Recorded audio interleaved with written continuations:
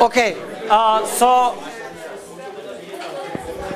as I said earlier, in the graphical components, what we use is the points that are represented in specific locations. They're represented by the points on the screen. So if you go, you can find any class's properties on java.sound.com, or if you Google the class with Java name, you will be able to easily access the class and its corresponding parameters and methods available to that class. So in the point class, this is the point class. So if you look into here, it is part of the abstract windowing toolkit, AWT, and you have the point class. If you look into here, it's basically with int x and int y coordinates, x and y coordinates, and then you have any point can be created by a new point called x and y, so that you can create a new point in your in your component, or if you need to use that point, you can do that. And also you can obviously use a copy constructor to create the same point by a point that is with the same location x and y, and it has the certain get x, get y, equals, move, and set location, toString, and all that, additional methods which you may need to use in your algorithm. So this is what we have used with the dots panel example. So whenever you say event.getPoint, it basically gets the current click point where the event actually happened, because you just click there. You get the event source. If you remember, we had the get source method. We similarly have a get point method, which gets you the point where the event actually happened. So whenever I click, that's the point where the event happens. And whenever I say event get point, it generates me the point that's given with the x and y coordinates. And then I add this point to my point list and repaint it to get the new figure and new shape on the screen. So going back to this rubber lines example, so if you recall, this was basically following the pattern that my mouse is going through. And if you look into the code here, we have the rubber lines panel, which is created and added onto my frame. And if I go and check this rubber lines.java, you see that we have the event and jpanel added there. So I have the first point, private point. I declare the instance variable of my classes. Point 1 equals null and point 2 equals null. Initially, they do not point to anything at the beginning, so the points are initially null. And then whenever I create my rubber lines panel, I create this listener and add mouse listener and add mouse motion listener, so that whenever if there's a mouse event or a mouse motion event, I'm going to execute this listener such that it is going to perform according to either my mouse movements or mouse motion activities. So I set the background and set the preferred size. When you go into the actual paint component, what it does is that basically page set color yellow. So it sets the before obviously you have the super to paint the panel, and then on top of that panel I set my color to yellow so that I will draw the line in the yellow color. And then I have, if point 1 is not null and then point 2 is not null, then what am I going to do? I'm going to draw the line, page draw line, point 1x, point 1y, point 2x, and point 2y. So basically, again, this is point objects that I'm using, and then I'm drawing a line using the coordinates of the first point, x and y, the second point, x and y. And then I draw the line. When do I draw the line? When do I draw the line?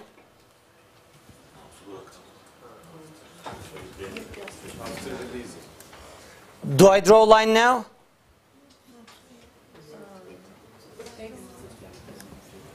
So at every movement I make, I actually redraw the line again, right?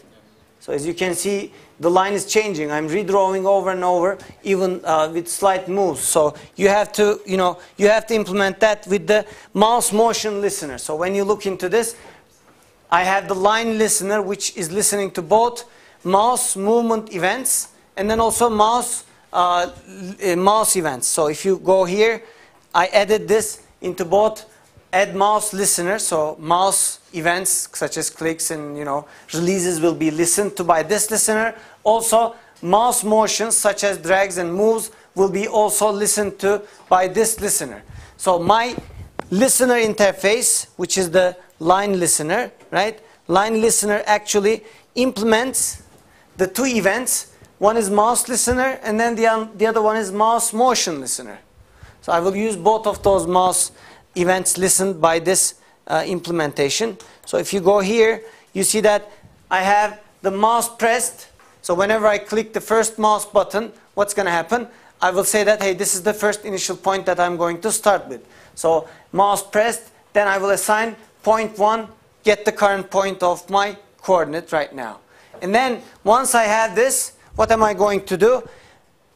Public void mouse dragged. With every drag movement I have from that point on, what am I going to do? I'm going to point to equals event get point, the second point where I'm actually performing the drag operation into, and I will call the repaint so that it's going to repaint the new line. Okay, so this is the first mouse event. Now I have the mouse clicked here, and then when I do the dragging, it's going to call repaint, right? So with the first mouse pressed, the first point is gathered, and then when the mouse is dragged on, the second point is generated with every dragging movement I have. If I make a slight move, it's going to get the second point afterwards and then call repaint. Another move, it will call this the second point and then repaint it over and over. So you have the remaining methods, which are the 5 methods that are not implemented in this, method, since it has the part of the interfaces, both interfaces.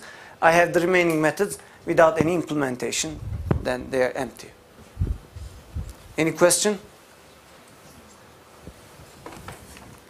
So this is basically how it is actually implemented. So what if I would like to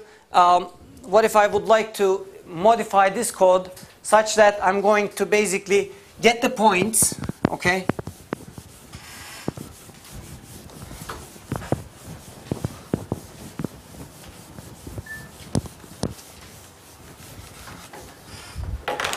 As the user clicks buttons, I will draw polygons or polylines, let's say. So I will have the first point. Obviously, if there's only one point, I'm not going to draw anything. And then once the user clicks another mouse click, I will just generate this point and then draw a line in between. And then I will create another line with this one.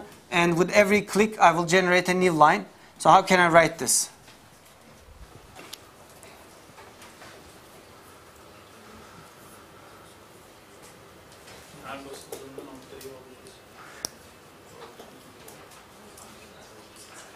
So what we need to do is that we need only to implement the mouse clicks, right? So whenever the mouse is clicked, if I have more than one point, what I will do is that I will just use this point in my, for example, I can keep track of it in an array list and add this new point onto my array list. And every time I add this point, I will repaint the whole thing to draw these lines in between those points, right? So I can implement it that way.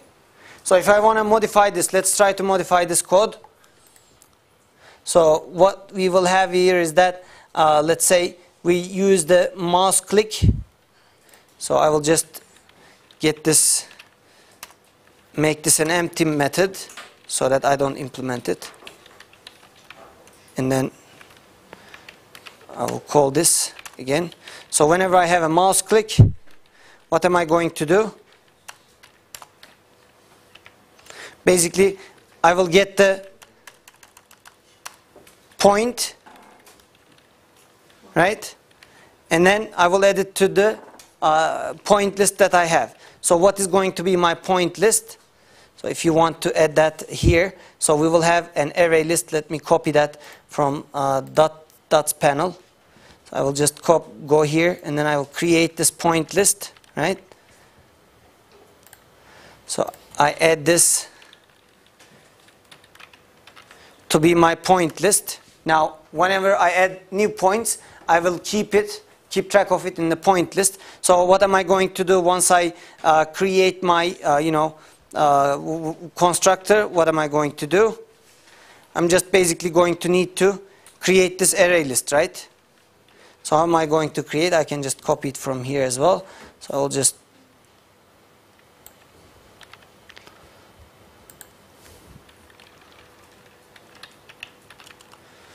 point list, new array list point, so it's going to take new points. And then what am I going to do? This is created there, and then I will just need to change this, but for now I'll skip this part. Paint component will be modified, so we can actually change it right at the moment. So how am I going to draw the lines? If I have an array list of points, how am I going to access them? So you can again use a for each loop to access them. But first we need to check if I have more than 1 point. So what am I going to do? I will call what method? No, size, right? I will call the size method of the array list. What was my array list? Point list, right? So let's go check back again. So it's the point list.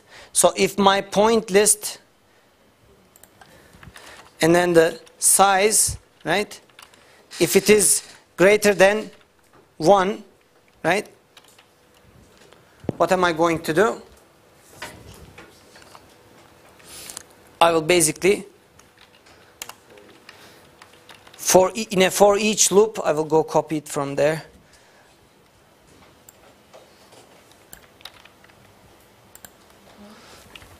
So I will have a for loop that goes over the points, and then I will have the draw line.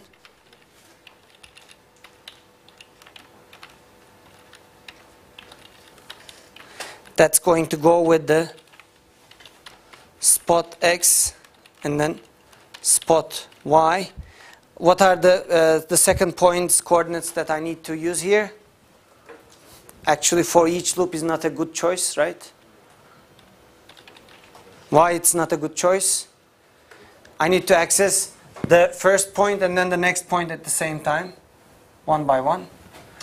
Or you could design it differently, but I'm just going to use it with a regular. But I need to access the previous point's coordinates as well, so that's why I'm skipping the iterator. So I will go from I equals 0, and then what do?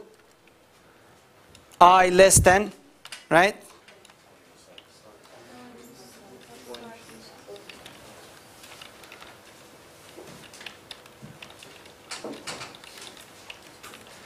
Point size, and then what will I do? I will say I plus plus, obviously, and then that's going to do the job. So next, what do? I will get the point list, and then what do I call? What was the array lists method to access the element? Get. And then I will get the ith entry of x, right? And then what will I do? Obviously, I'll copy this to get the y as well. And then I will also need to get the previous point, I minus 1. However, we need to correct something. Y, I minus 1. So, doesn't matter. However, I need to just modify something here, which will start I equals from 1, since I'm going to minus 1, access minus 1. Okay? So it's going to basically draw the line for each point pair. If I have a size that's greater than 1, actually, you could have checked it there too, but that's okay. Any problem here? No. So what are we going to do with the mouse click event? What are we going to do with the array point list with every click? So what am I going to do? Point list, then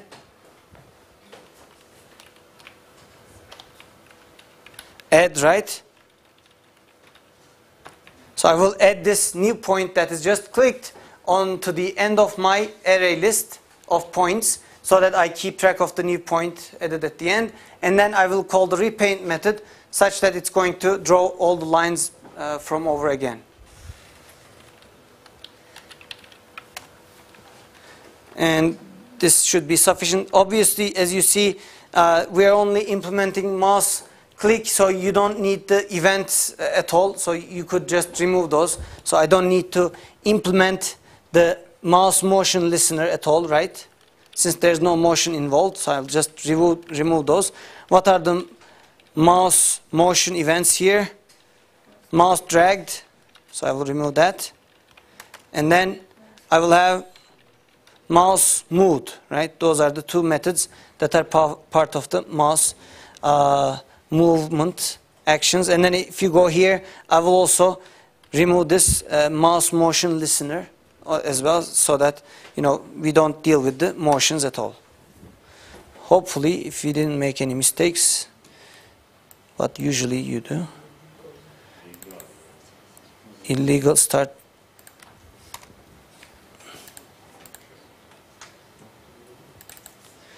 So private array list. Okay, we need to include the library. So the package. I'll add that. Okay. So we need to execute this, right? So this is, nothing happens.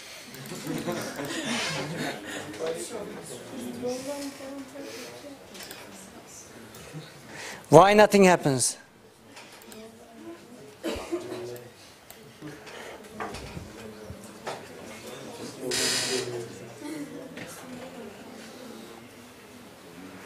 I compiled it, right?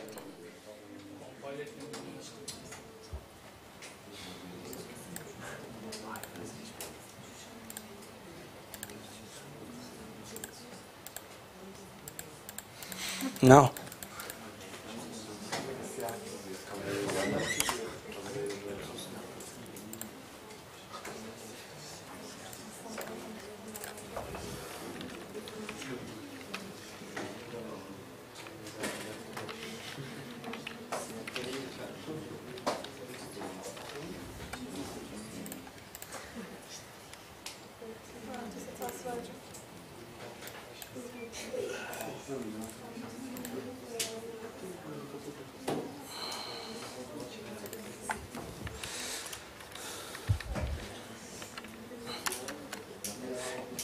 What's the problem?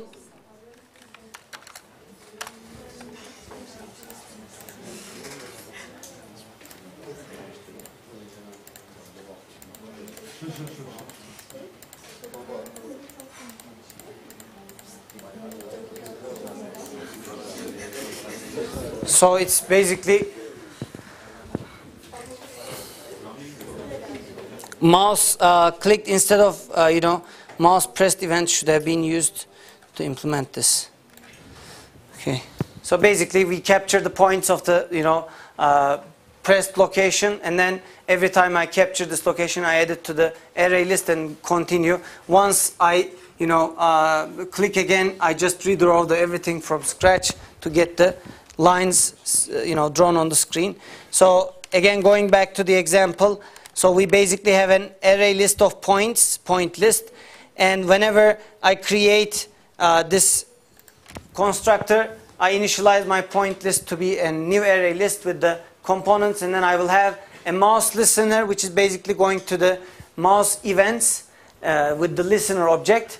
And then with the paint component, what do? Once I know my size is more than one, so I have more than one points, I'll start drawing the lines. And for each point in my point list, the array list, I will print them with the coordinates get I. So I will get the first point, and then its coordinate x, and then its y coordinate, and also the the previous points x and y, I will draw the line, each one after the other one. And then with the mouse pressed, whenever you press the mouse, I add the current point location and then add it to the point list to keep it in my array list. And then repaint the whole thing again. Actually, that's a good question. With the mouse pressed with click, whenever you remove, you basically cannot get the correct point. That's, I think, the main problem. Since you click and release it, that is not getting the exact location of the point that you would like to access. So, but I need to check back again for the exact event that happens with the mouse, click and mouse press difference. So you can also check what's the difference between mouse press and click. Basically, I assume that it would have done with the click, but somehow the click does not capture the clicks there. I don't know what's the exact reason for that, but you could also check, and I will check that too. Any other question?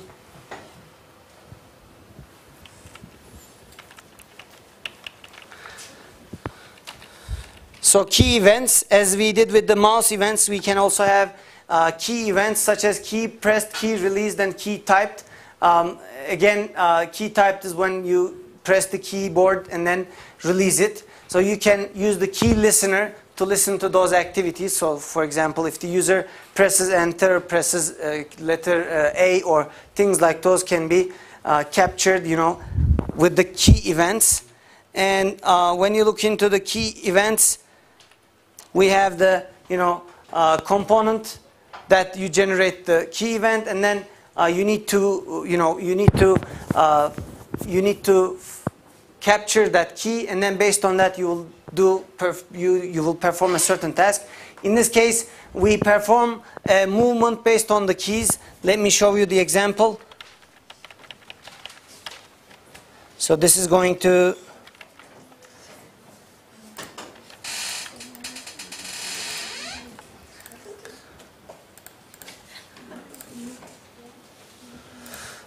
So this is basically the application. So it basically has an arrow that is shown on the screen. Whenever I click right, it moves right, and then whenever I move, bottom, it moves button, and then it moves according to the keystrokes that I have here. So how do you think this is basically achieved? First of all, initially, where do I start with the arrow? It starts with the center location, wherever the center of this whole panel is. And then with every event that happens with my keystrokes, such as right arrow, left arrow, what happens? I just increment this image's location by a certain amount, to the right, to the bottom, to the top, or to the left, according to the event that I have. And also, one thing to note here also is that you have a different image for each direction you have. So this is a different image, this is a different image, this is a different image, and this is a different image. Okay? So you could, implement, for example, a game that is going to deal with these, arrows and do a certain task, for example. So when you look into the code, you see we have the direction panel, which I'm not going to talk about, and then you go into the direction panel. So you have the width and height of the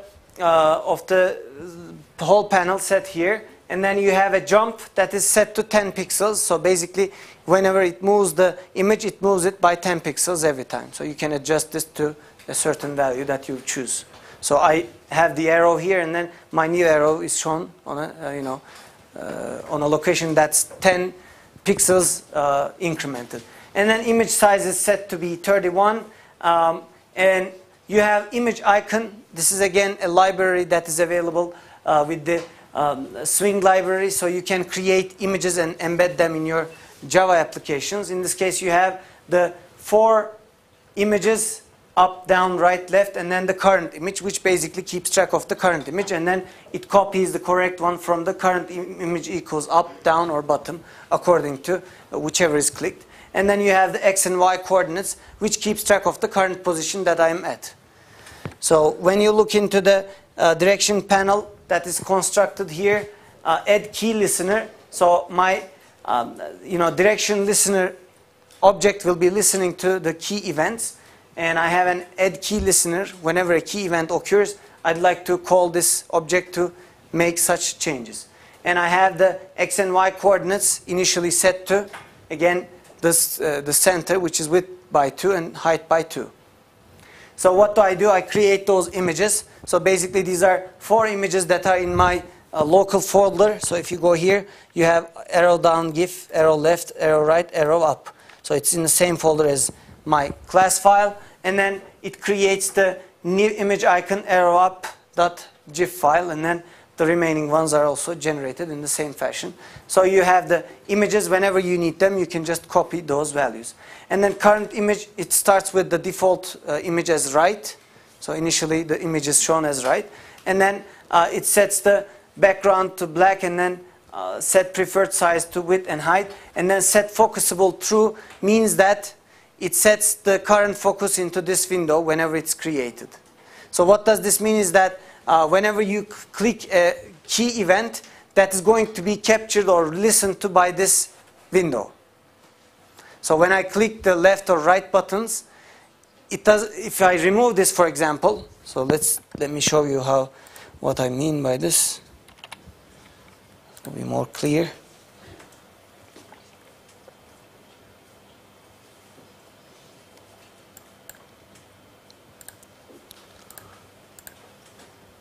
So I have this. I'm clicking, all the arrow buttons, but it doesn't have any effect because it doesn't have the focus, meaning that whenever I hit a keyboard keystroke, it is not listened to or captured by this window. It is listened to by some other window currently available in the windowing, whatever is set to default. Okay, so it is by default set to false, meaning that it's not going to listen to those key strokes, or those keystrokes will not be available to this window at all. So in order to make that, what we call is that we call this as focusable, so that the current focus is onto this window that we just created.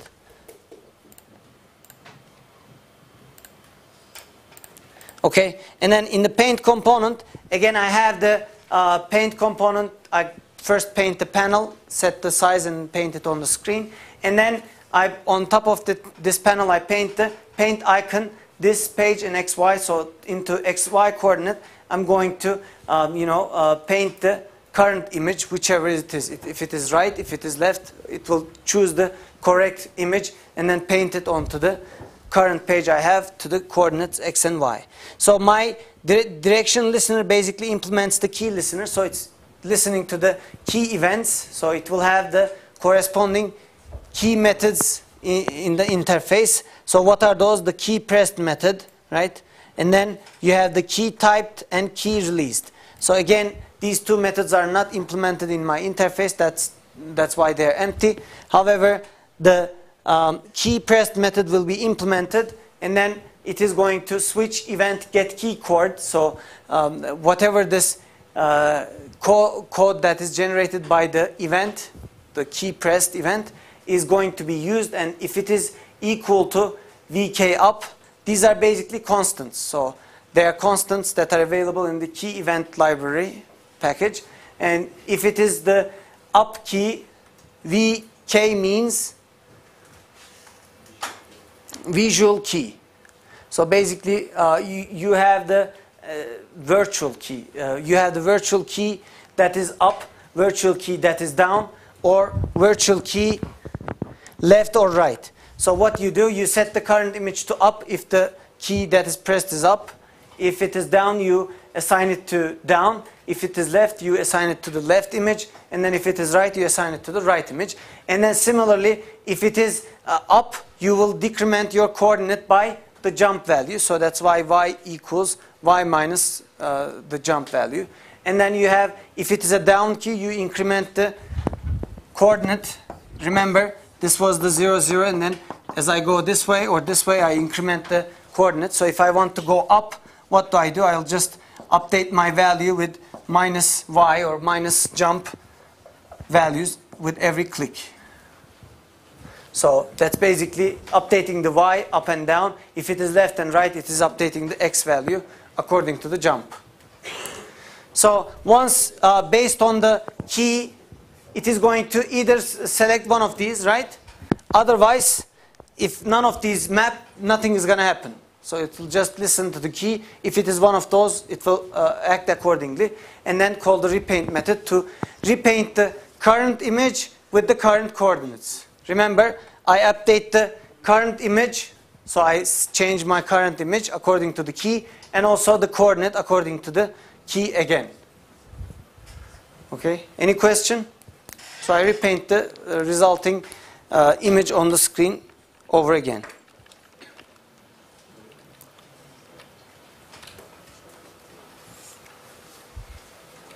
So this is basically the end of chapter 7, and we have covered arrays and how to use them, and also multi-dimensional arrays, array list, and also the usage of loops and array components on graphical objects such as polygons, polylines, and then we covered mouse events and keyboard events as well. So if you happen to need these methods in implementing your projects, you should be able to utilize them, the mouse events and the keyboard events.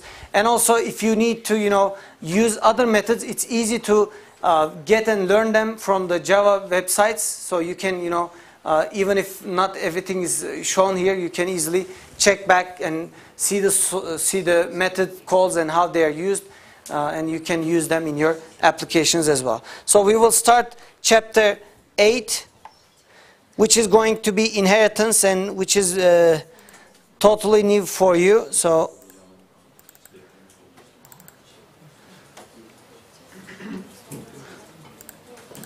this is definitely going to be covered in the midterm, so I strongly recommend you to follow it closely. So in chapter 8 we are going to cover interface inheritance components and how to derive new classes from existing classes, and then we will see the protected modifier and how to create class hierarchies and abstract classes, and then also inheritance, overriding versus overloading, and details of those. And we will see other listener classes to extend our GUI implementation, along with the timer class, which will give you a chance to implement application using a timer implementation.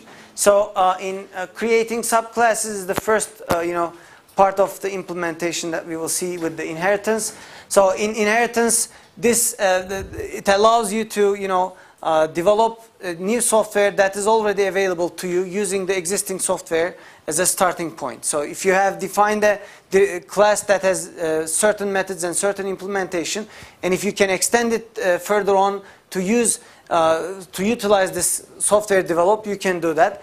This is the derived class is called the child class or subclass, and then the class where you derived from is called the parent class, right? Or the base class, and you define, in addition to the parent properties, you can add additional properties to your child and use the methods that are available to parent, or modify some of those methods, such as override them. Overriding means, although the parent has a certain method, you say that, hey, I don't want it implemented that way, I want it to be implemented my way, and then you implement it in a different fashion, so that you have a inherited method. So this example is, you have a car. This is which one is the base class or the parent class? Vehicle is a parent class or the base class, and then your child class is a car, which is basically implementing the extending the properties of the vehicle. So it extends vehicle to add additional things, such as in vehicle, for example, it may in a vehicle you probably have a speed parameter, right? And also you may have, for example, the type, which indicates whether it's an air vehicle, whether it's a ground vehicle, or whether it's a water vehicle. However, in car, what you can add on top of that is that you can, for example, add a make, which indicates the make of that car, or model. Although you could have this with vehicle too, but you can extend the definition that is given by vehicle and add more sophisticated things onto car. This will enable using the vehicles method that are available to you already. So you just add things and then you use whatever is provided by the vehicle too. So this way, if you do it in a good implementation, then you will be able to reuse the software that is designed before. Although it may seem to be too simple to you with this, simpler examples, it is very, beneficial and really useful in real life and in real implementation with the software, because, you utilize thousands of lines of code whenever you utilize the parent class. So you don't need to rewrite everything from scratch, and that's really the most important, crucial part of object-oriented programming. So inheritance is the core in object-oriented programming, where you use the prior information, the already developed software that is available to you. In Java, how you define these is that class car extends vehicle. Basically, I have the car class, which is the child class, that extends the parent class, which is the vehicle class. So extends is the keyword to inheritance. So what you do is that once you define your car class, either you use everything that is provided by your vehicle class, or you can add some things, or you can even modify some of the portions of the class that you just created. So let's go and check the words, book, and dictionary classes to give an example.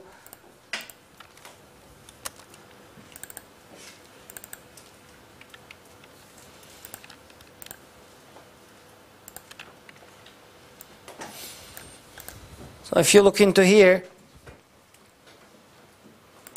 you have the book class, which is basically public class book, and then protected int pages. We will come to protected. It is one of the modifiers that we have seen, like private, public, and then you have the protected. So you have protected int pages 1500, and then you have the set pages method for the book, and then you have the get pages again, which returns the current pages. Initially it starts with 1500 by default. So this is basic book class. And then in dictionary, so what we see is that public class dictionary extends book. So it's basically inherits the properties of the book class, and then you have private int definitions 52,500. So you have on top of whatever is provided by your parent class, which is book, you also have an additional definition which you just added on top of the parent class, the definitions as a constant again, as a variable again as 52,500. And then you have the compute ratio, which basically returns the definitions divided by pages. So what will be the default pages value? So initially it is going to be, if you didn't change anything, the definitions is coming from this child class 52,500 divided by pages comes from the parent class, which is 1500. Whatever that value is going to be returned as a result. However, if you obviously modified, you will see a different result. And you have the set definitions, which basically sets the definitions for the definition parameter and then gets the definitions value. So basically, you have the book class, which provides the number of pages methods, it's setter and getters, and then on top of that, dictionary uses this pages property, and then also the definitions, which has the gets and getters and setters for that specific variable we have. Okay, and when you look into the words.java, this is basically composed of a main method. So I create dictionary Webster, new dictionary. So I created my dictionary object, and then I can call number of pages. So if I call Webster get pages, it is going to call which method? It's basically going to get the books method, which is the parent class. Get pages is because a part of the parent class.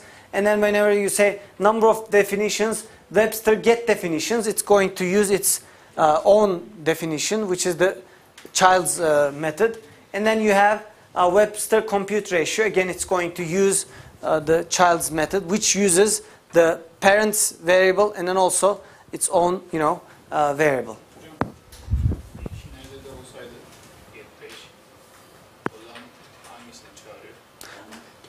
It will, if you have get pages, we will see it's an overriding method. So it overrides the properties of the parent. So it has all the, whenever you call the get pages, if the child has this method, then it's going to call child's method. If the child doesn't have it, the parent's method. So you can even have a hierarchy of methods which are overridden by different classes, and then you will use the closest one to you. Okay? We will see overriding methods shortly, so I'm not going to talk much about that. And again, the idea is, whenever you extend a class, whenever you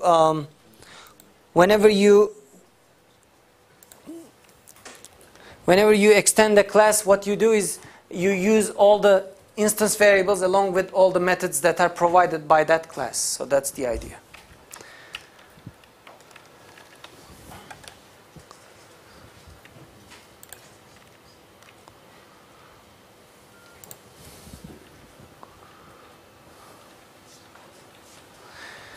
So the protected modifier, as we have seen, it's the visibility modifier that enables a child class to be able to access a parent class's instance variable. Normally, if we were to define this, for example, if I had book.java, what if I change this to private?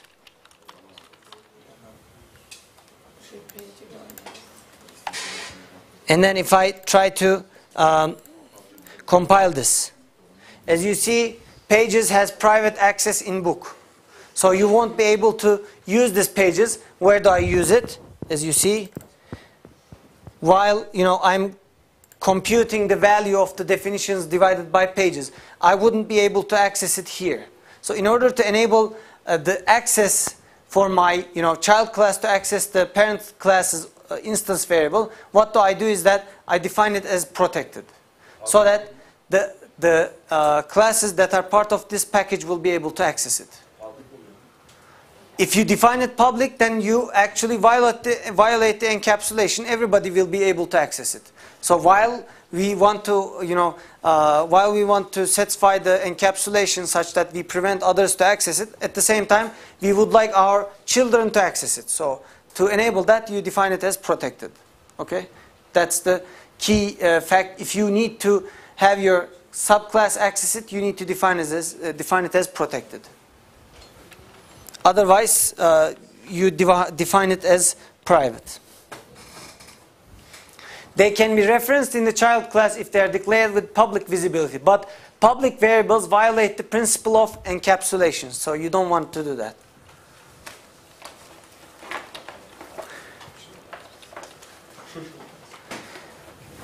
So, protected variable is visible to any class in the same package as the parent class.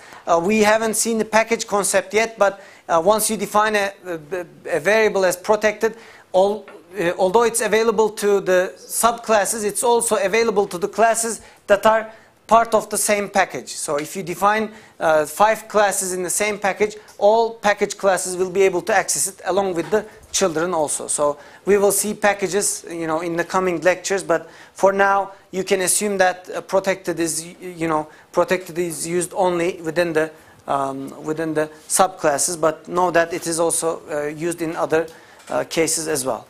So let's stop here, and then we will continue with the discussion of inheritance on the next lecture.